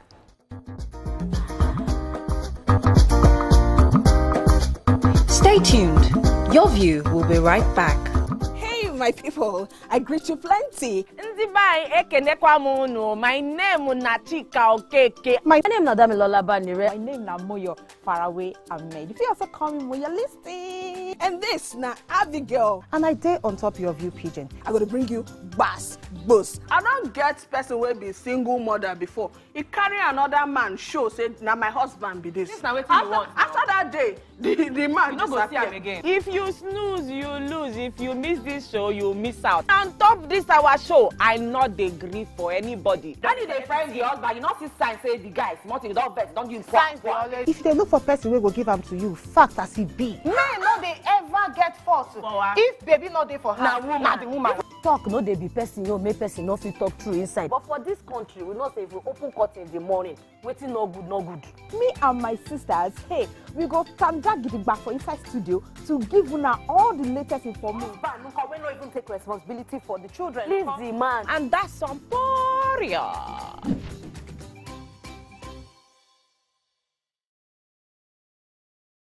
I'm Miriam Lunge. I'm a passionate environment advocate and a published author. I am the founder of Celebration, a businesswoman, and a fashion icon. I am a wealth coach and a real estate developer. I am Amako Arakwe. I'm a corporate commercial lawyer and an entrepreneur. Barkamu da warhaka. I am Ramatu Shehu Oyibo, an entrepreneur and a business coach. I am the voice of an average Muslim woman, an hijabite, and a lawyer. I am a polymath and a serial entrepreneur. I am Murayo Afolabi Brown, Managing Director, TVC Entertainment. I'm a media consultant, producer, and broadcaster. The ladies of Your View are made of women from different professions, tribes, cultures, and religion. Join us every Monday to Friday as we share our views on topical and social issues.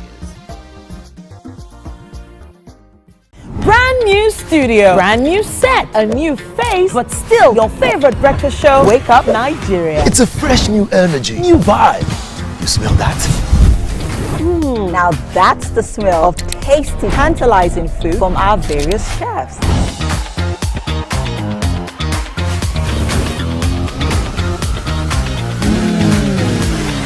And when it comes to sports updates with insightful analysis, the place you want to be is Wake Up Nigeria. That's right. Every second there's a fresh occurrence, and every minute there's a story to tell. Keep abreast of happening locally and internationally via the news updates of Wake Up Nigeria. It's light, camera, fashion, where we strut, slay, and sashay, and keep you updated with all the latest fashion trends. Level up your morning. Watch Wake Up Nigeria, where every morning begins with a spark.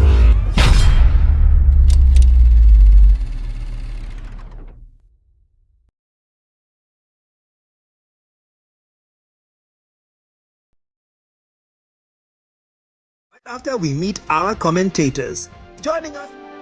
TVC Communications, Nigeria's leading independent broadcast company, has been officially designated as a great place to work. Over the past 3 years, we have transformed our workplace into one which is respectful, caring, rewarding, and provides great benefits to all our 500 employees. We thank our team for giving us the chance to show that partnership between employer and employee really works.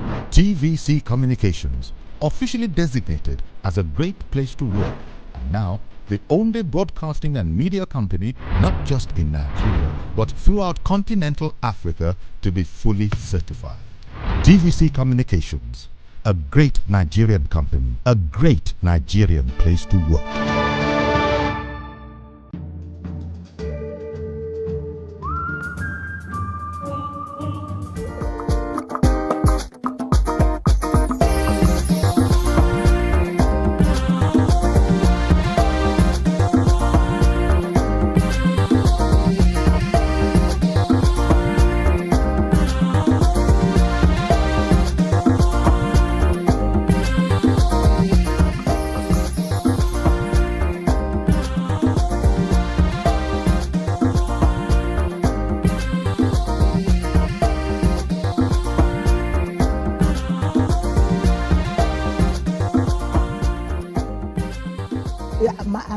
Thanks for staying with us. She's a tech executive, author, and angel investor. She's currently the MD CEO of Nigerian Communications Satellite Limited, NICOMSAT, the nation's foremost agency in charge of managing the operations and services of Nigeria-owned communications satellite.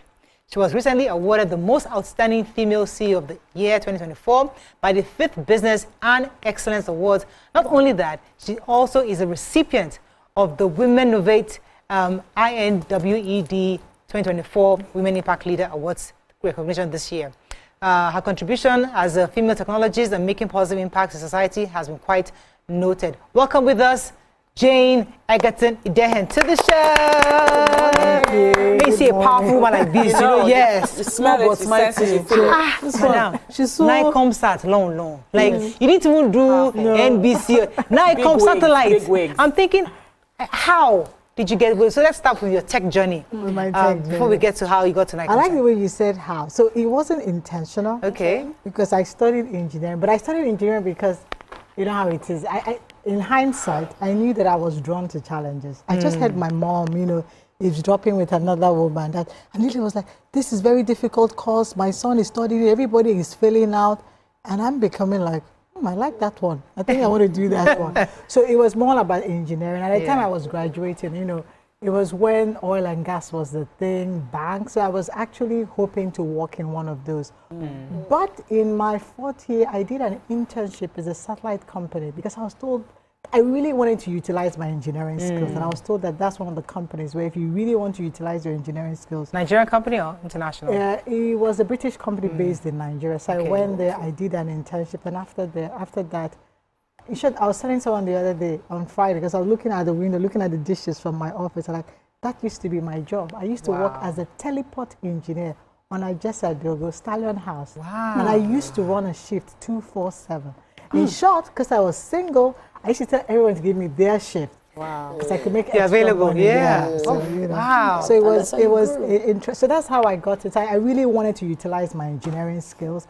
And that company was, I could get to do that. And that's how I started the journey. And it was a satellite company. So. Jane, let's talk about this internship. This internship that shifted everything. Because people play with internships. Oh, yes. People don't know. I see a lot of younger ones not knowing. I also work at TVC. Yeah. I'm studying mass comm. I'm like, do you know how wide mass comm is? That you want to just do internship to go and do media, be host. You know, you're limiting the potential. Yeah. You took an advantage to do internship in a particular company that shifted what area of engineering you would focus on. That journey of your years and what really was your experience and what changed that you decided I'll follow this satellite route? So I think one of the key things that in my head, it was clear that I wanted to be an engineer. I didn't want to be someone that studied engineering, then is doing banking. It was always happening, or is a teacher, and then you do something else. Off your course. So when I came into that company, I was learning quite a lot, and I was intrigued because, of course, it wasn't that the idea wasn't I was going to go do satellite, but it was something I was curious about. I was in an environment where, you know, it was a thing because we could call the MD by his name. I thought these people are kind of curious, you know, like Joe for the MD. I like the environment. I like the culture. The workplace culture. Yeah. So even when it was time to, because I left there after like 18 months, and still to make that same next decision, it was based on where can I learn most. So that drove me.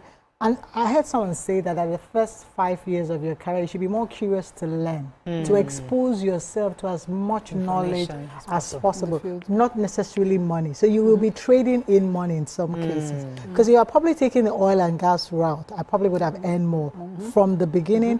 But I remember when I was once to make the call, because then I saw an application in a newspaper, and I keep telling people and applied. That's how I got into Ericsson. Wow. The only difference at that time between Ericsson and GS Telecom, which was the satellite company I was working for, was that Ericsson was going to give me career prospects in terms of training. I was going to earn the same. So it was like a lateral move.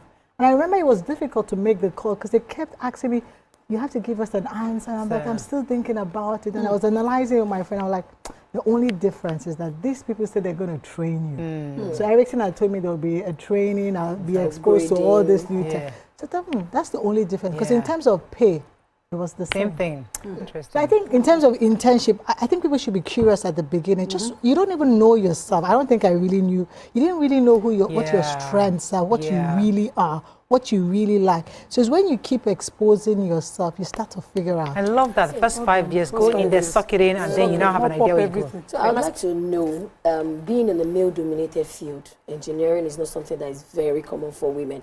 How did you thrive in your first years? How did the men accept you? Were you the tomboyish kind of nature that if we must enter this place, we have to look a certain way or behave a certain way? How did you do it?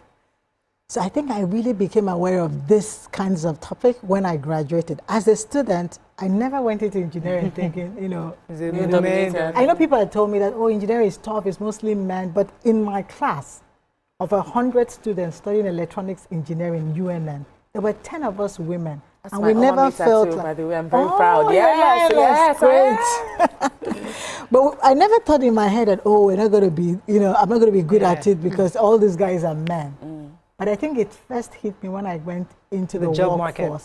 That's when I realized that people will just look at your gender and discredit what you can deliver. They're already making assumptions looking at you. And I thought that was weird, you know. So I think that's when I started to really adapt to the reality. But I think it hit me most in my childbearing years. So even as a single, you can get away. When it was not time to take maternity and go maternity 1, maternity 2, you're raising kids, all the women started to disappear. Because I was one of the ones that wanted to really stick it out in that engineering field. But I started saying, because it was tough for most of them, the realities of the way the job has been defined makes it difficult for women to stay in it. I'll give an example. I would have a baby. I need to have 3 months off, isn't it, maternity? So imagine coming back after maternity, all your colleagues have been promoted. Everybody forgot to promote you. You know, you start to feel weird, isn't it? Then they start booking meetings at 8 o'clock in the morning. Now, to make a meeting at 8 means I should have left my house at 5 or 6. But if I was breastfeeding a toddler all through the night, 8 a.m. is not a good reality. Like, make it 9. You know, give me time to like figure it all out and get myself prepared. And if I start hiding to tell you I want to take my son for immunization, after a while, you know, most women start to make the call. You have to hide. What's the use? Let me just, I'll go be a teacher. I'll stay at home. So those realities made it tough. People would people will judge you just for things you can't control, like your gender. I've been told, you know, I've started in an interview before, and someone was telling me, oh, have you had a discussion with your husband about this job? And I didn't even know, because we have normalized it. At that time, I'm like, yeah, we've had this conversation. He said, did you really have a conversation with him that this job is in a different country? And I'm like, yeah, but I don't think my husband has a problem with it. Like, I'm literally in the last stage of the interview.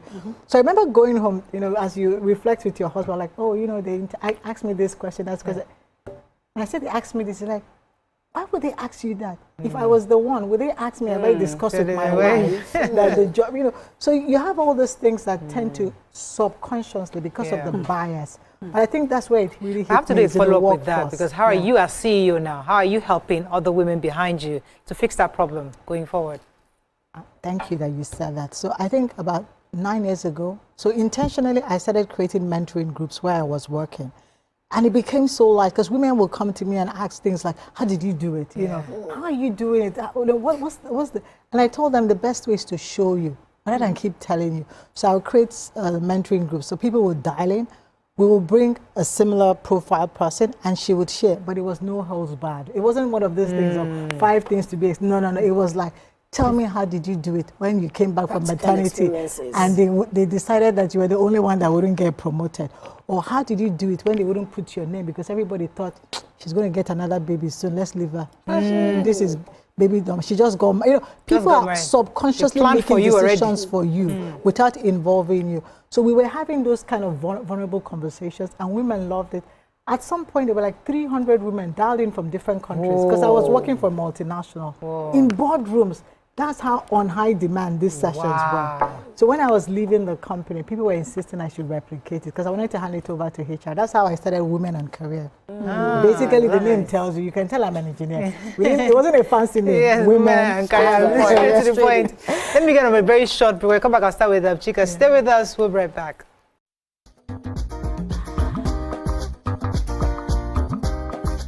Stay tuned. Your view will be right back. Get ready to step into the heartbeat of your city like never before. Welcome to Events Diary, where every moment is a celebration. From the electric energy of Owambe extravaganza, to the richness of our culture, to the sophistication of corporate gatherings, Events Diary is your VIP pass to the hottest gatherings in Nigeria. And guess what? I'll be your guide, your style icon. Each week, join me as I transform from traditional chic to corporate sleek. Whether it's a birthday bash or a high-profile gala, you won't just see it. You'll feel like you're right there with me. Aww. From meetings to evening soirees, I'll be there. Or to the trendiest street festivals or to music concerts, Events Diary has something for everyone. So join me as we explore the vibrant tapestry of Nigerian scene, one event at a time.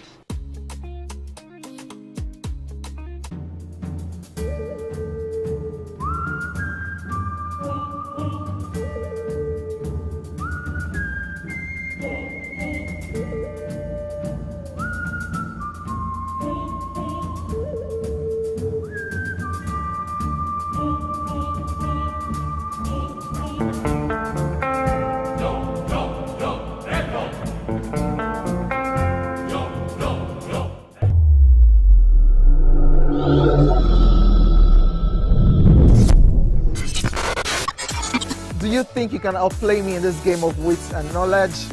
Can you go 7 rounds without flinching? I meant answering 7 questions correctly. How well can you hold your liquor? If you're curious, then join us for the most exciting conversation and games with your favorite celebrities on 7 of 7.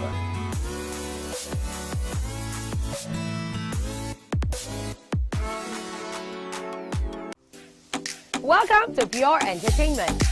What would you like to order from our menu today? We have the regulars. So let me go and look for my jam results. My 20 was 320. I suppose don't be one medical. At this point, I contest my jam results. I want to close the show. I can go. I can. That's all we can take. Ejeki, close the show. Give for that. Ladies and gentlemen, #1 unavailable by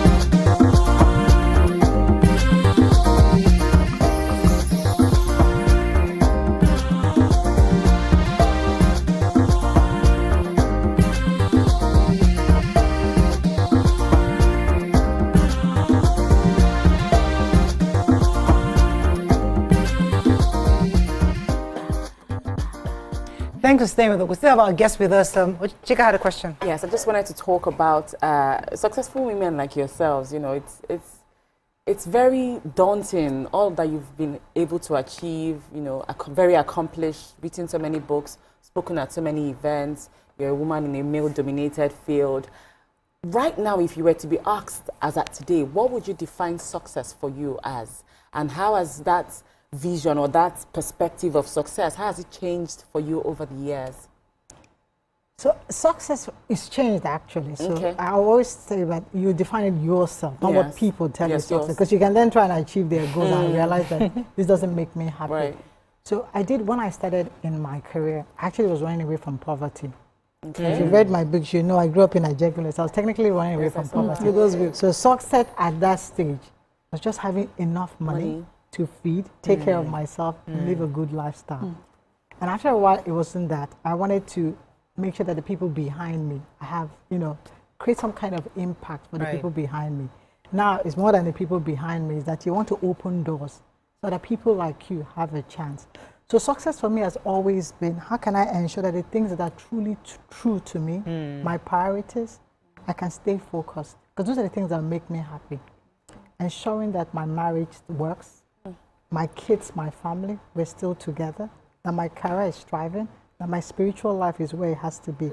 And that for me is success. So the goal is always, you see those 4 things, how can you keep your eyes on it so that they don't slip? It doesn't mean they won't slip. I don't want to suffer. The important thing that if they slip, we'll drop everything and fix it. Wow. That's what's important. Jane, I always think that something must give. For a successful I think woman. so too. You cannot balance. You have to be a witch to have it all. You know, we are all mothers. We have our struggles. You know, I was going to travel. My son was in hospital, and the morning he was discharged, I took him to school so that I can have time to run and do some errands, and I had to leave him. So we know that something gives. What's the most important thing in all list of priorities that you sacrifice? You would give up everything to fix? So those 4 things I told you, I will work religiously to fix them. So just like you said, there was a time in my career, I used to live in Ghana. I was running Ericsson operation in Ghana, and I used to travel a lot because of the nature of the job. But I found out that my 3-year-old daughter was closer to the nanny than me. Wow. And it was just basic, because I'll come back from a trip. It's like, hi, Mom, and she goes off with the nanny. The nanny lives really at the back of the apartment, but she doesn't care. At night, if she has nightmares, she will run to the nanny. And I remember being so upset, talking to a female mentor that was sitting. I was like, you know what, I'm going to sack this nanny. This is not working. And she's like, are you going to then sack the next nanny, and the next nanny, and the next nanny? I think you should fix it. If it's not working, then go back, throw everything at it and fix it. And that's what I did. I now even started making my daughter say, I don't know how to make hair. You see, I see the pictures now, I'll be laughing. But that's how to spend time to her. Every night, I make sure I'll be the one to talk her to bed, read her a story, pray with her. It didn't turn overnight. It took almost 9 months. But the day I knew it turned was normally when I put her to bed, I'll go back to my room and start walking. And normally, if she has a nightmare, she'll run down the hallway to the nanny. That particular night, she ran down into my room. My room is next door. She never would run to my room. I can't leave you. She'll go all the way down. I have that experience. That night she came, I hugged her. I'm like, God, thank you. Finally. I had to win her back. So that's how I see it. I'm not saying it's perfect, but I'm saying if the chips are down, what would you dare and say, this one, I would drop everything and fix? Is it my marriage? If it's now having issues, okay, whatever, everything coming down. This is not priority. But you have to define what those core things are. And for everybody, it could be different.